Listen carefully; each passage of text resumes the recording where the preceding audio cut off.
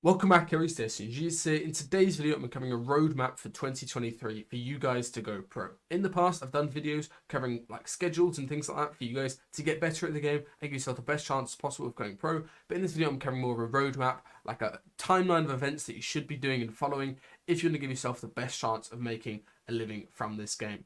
So this video is aimed for you guys who are either on zero earnings right now or are sort of under 5k. Let's say you made some money from maybe Winter Hour ages ago or Frosty Frenzy, and you may be placed in the odd cash cup, but you can't really call yourself a broke. This is the video for you guys. I'm going to be showing a whole sort of roadmap that you can do throughout the year to either upgrade your setup, sort of prove to your parents and things like that, that you can actually make a decent amount of money from the game, which will allow you to play more in turn. I'll show you that a little bit later on. And I'll also be showing the content side of things, how I was able to grow my YouTube to around 10k just from playing the game, not even from coaching. I wasn't coach at that point. And then also how you can grow your Twitter, which is really important for an orc. So the first stop on our roadmap is for you guys to turn your attention from these duo cups. Of course, these duo cups are very good for the top pro players. They're in the top 200 and then they can qualify for the finals each week and then do their best in those stat lobbies. But for you guys who are running around on zero earnings or aren't consistently placing, it is not really viable. Of course, trying to go from contender to challenger into elite, you can do that with your duo. However, 100% turn all of your attention, or not all of it, but most of your attention and focus into these solo victory cash cups. Last season, there was no solo cash cups, and I thought it was really bad for the game. Basically means that no players have the opportunity to prove themselves. But as you can see here, you are capable of earning money weekly just from winning a game. All you need to do to get into a position to win one of these games is to go ahead and place top 2k in the opens or top 1k on the NEast opens, and then as you can see, 168 people are going ahead and making earnings every single week. And that might not seem like the craziest thing. You might think that's only $100, but what does that $100 do for you? That $100 basically proves to everyone around you that you've got potential. All of your future duo options will see that $100. Let's say if they're in the same sort of boat, they'll see that you have potential. They know what you have, what it takes. Of course, it's only $100. It's not going to be the changing of you going from zero to hero, but this is the first stop. Getting that $100 from these 9 upcoming or 8 upcoming victory cash cups is going to be key. Now, I know you guys will be thinking it's only $100, but if that's your first earnings, that is going to be absolutely huge for you. It's going to prove to yourself, it's going to give you loads of motivation that all your grinding is sort of starting to pay off. You've actually got some return from the game. It's going to prove to your parents or other people that doubt you that you have maybe a little bit of time. It's not a complete waste of time playing Fortnite. Let's say you earn a couple of these throughout the weeks. You earn a couple $100 every single week. Your parents might think, oh, it's not too bad letting him play on his computer and actually give himself a good chance of earning more in the future, which is going to be really important. You can't just suddenly ask your parents with no warning to go ahead and let you play 8 hours a day, right? Of course, you need to prove to them. And these opening cash cups here, the first stop, is going to be really important. Also, a couple of nice things that you can do with your first earnings is it's going to allow you to upgrade certain things to your setup. After tax, you can easily go ahead and get a new mouse, you can get a new keyboard, and get a new mouse mat. There's a lot of things you can do with that to upgrade your setup that will help you play better. And also, it's going to go ahead and help you find a duo in the future, which is our second stop. So just to recap, our first stop on the roadmap to go pro is to try to be placing at least once, ideally try to place consistently in these upcoming cash cups. As you can see, we've got 8 whole weeks up until early March. We've got these happening, so next 55 days pretty much of these tournaments. Try your hardest to earn money in these. If you can, it's going to be like a little reboot round for your career, just that one win that's going to bump up your career so much going into the future. I've also got a YouTube video coming out on a whole load of winning games from this, like from Krusty and from Cammy and some other players. And I've got a masterclass update coming out for the solos. If you guys are interested in that and you want to get the solos masterclass, give yourself the best chance possible, use code YouTube and I'll have it linked down in the description. But let's go straight into this with the second tip.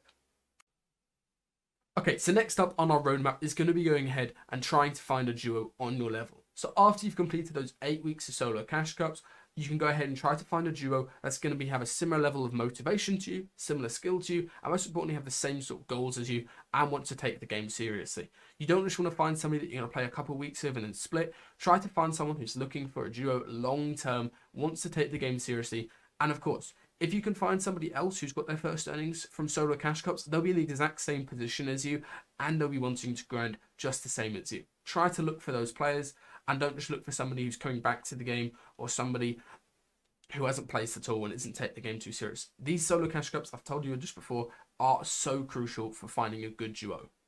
Also, one thing I'd recommend, unless you're currently at the point skill-wise where you can go ahead and qualify for elite, and let's say you're the top end of Challenger and you've got a good chance of qualifying for Elite, FNCS starts in under a month. It starts in early February, and only players in Elite are qualifying for FNCS, as you can see here.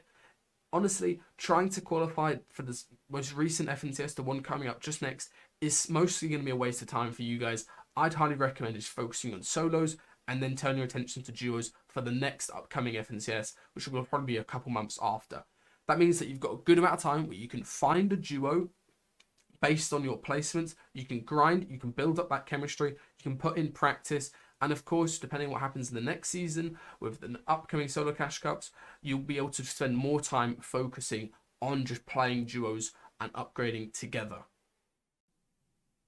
Okay, so when should you go ahead and find a duo that you want to stick with? And I would say wait for the current FNCS, the one upcoming, the one I'm telling you not to play in or not to try hard too much in, as you obviously have to be an elite for it. Wait for that to end and wait for everyone's motivation to be high. This happens after every single big tournament. People see, let's say, Acorn and Cold win an FNCS, or they see Queasy and Venno win the EU FNCS, and their motivation is so high. And especially you'll be able to find a lot of people looking for a duo at this time. It always happens. You'll be able to find someone at your skill level that you can grind with, that you can go ahead and play with for the rest of 2023 together. Of course, a couple days or a couple weeks or maybe a week after the actual FNCS Grands happens, we go into a new season, and then together you can go ahead and just play the new season constantly. You can play Arena together, you can build your fighting chemistry, you can go ahead and play loads of customs, learn the meta together. It's basically just the best time to find a duo. It's the tail end of a season before everything is started. You give yourself a little bit of an advantage compared to other people who aren't grinding as much, because of course the pros aren't grinding because they've just played FNCS, they'll be taking a little bit of a break. You can grind and sort of make up that time, which gets us into our next point on the roadmap. So point 3 in our roadmap here is going to be after the season changes. So you're coming into a new map, a new meta, lots of new opportunities for yourself, and you're going to be grinding your absolute hardest with your duo that you found to go ahead and place in the Placement Cup. Getting top 30 in the Challenger Cup is so much harder compared to getting top 200 in this Placement Cup.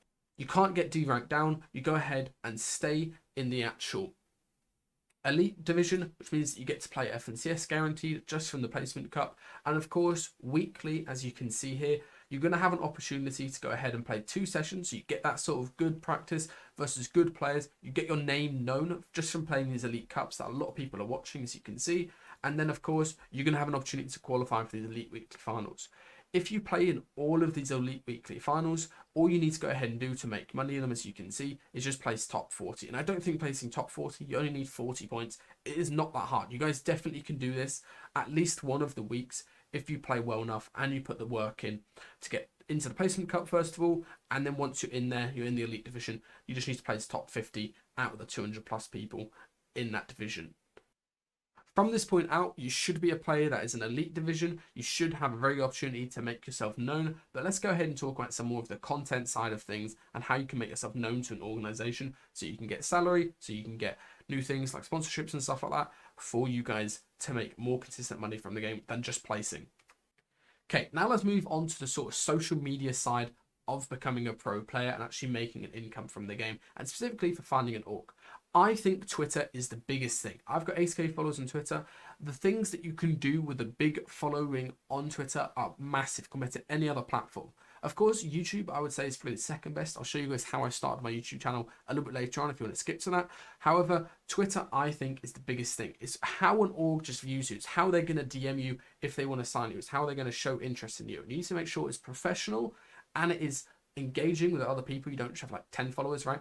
And you also need to make sure that you have all your placements and tweets on here that are very good quality and are going to just allow you to grow. Growing on Twitter, having 10k on Twitter is worth more than I think having 100k on TikTok. TikTok, Instagram, those platforms of course are nice numbers, however they don't really equal anything, especially for an org. Twitter and YouTube is where it's at.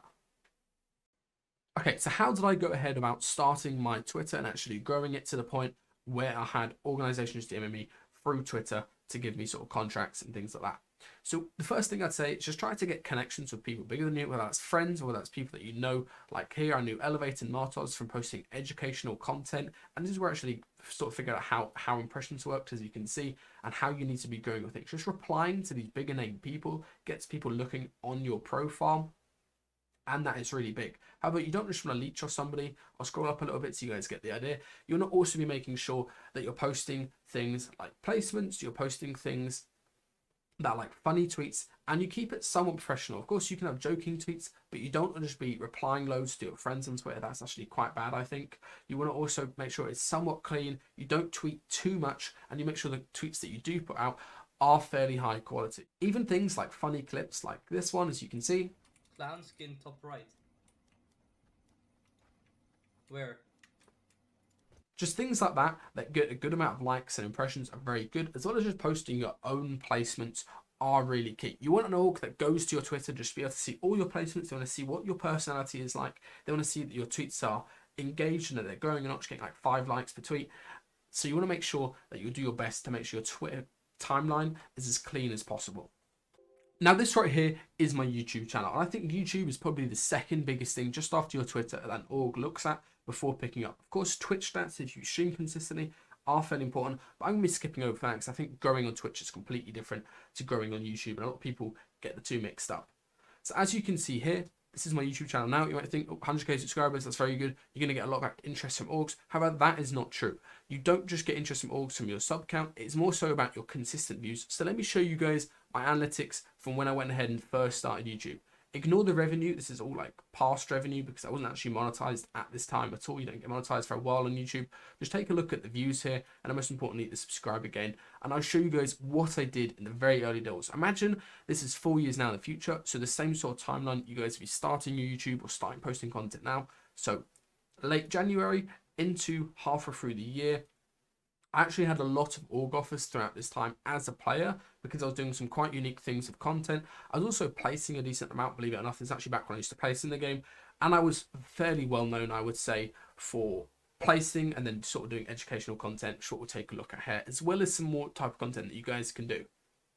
I've cut this off when I started going full-time coaching, as you can see. So when I started getting to my more educational type stuff on YouTube, even though I was doing this a little bit before, when I was coaching Benji Fishy.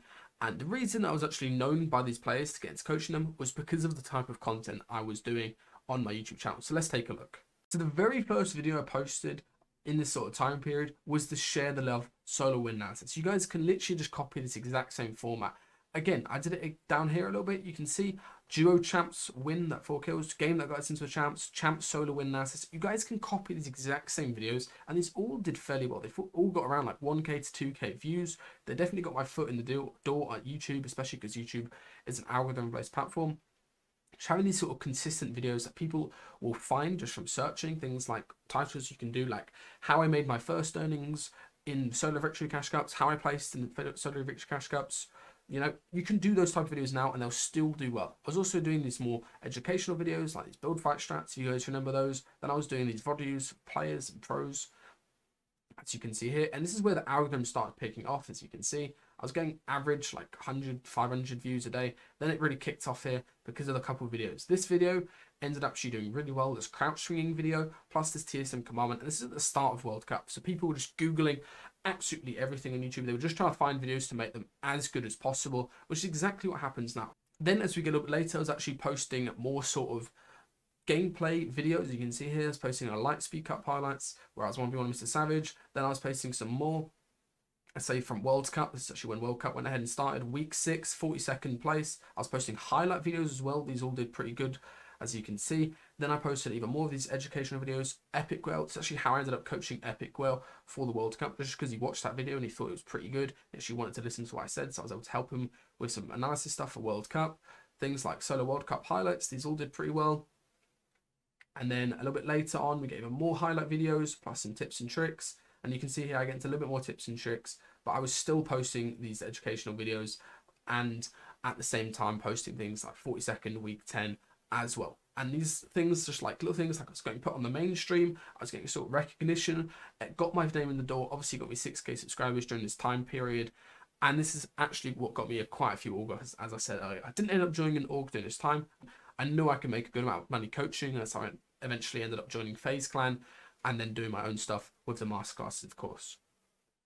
Alright, so that's the end of the video, guys. I've just spent absolutely all day recording and editing this, and I've also spent pretty much all week editing all these other masterclass videos. I've been very busy this week, so I hope you enjoyed this video, and it's giving you a good roadmap that you can use to go ahead and go pro. And of course, for you guys who are watching this, who don't really have the time to go pro, or you don't want to go pro, or you've given up on that idea now, don't hate on other people that are trying to continue and do what you've gone ahead and stop doing.